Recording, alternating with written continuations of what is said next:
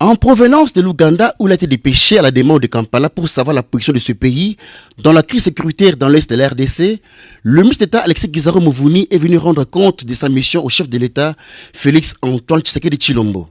Selon les dires du ministre, la position de la RDC à la question des groupes armés, notamment les M23, a été réitérée au président Yoweri Museveni. Comme vous le savez, notre pays actuellement est victime d'une agression. Par une force terroriste qui est le M23.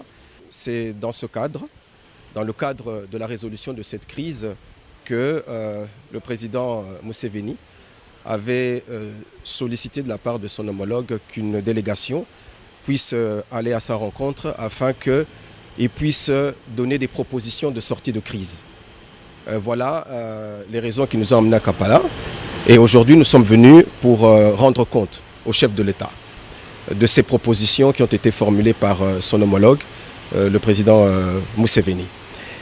Au cours de cet entretien, nous avons rappelé la position de la République démocratique du Congo dans cette crise. Cette position, nous l'avons rappelée au sommet de Nairobi ainsi qu'au sommet de Luanda. La position de la République démocratique du Congo est liée à deux principes qui sont non négociables pour nous. C'est le principe de l'intangibilité de nos frontières ainsi que de l'intégrité de notre territoire national.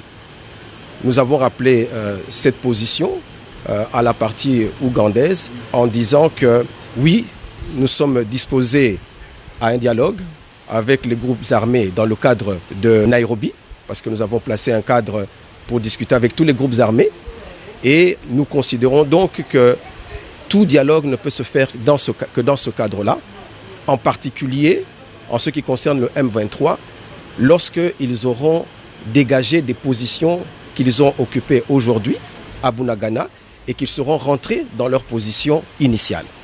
Effectivement, le M23 est soutenu par le Rwanda. La République démocratique du Congo l'a déclaré très clairement.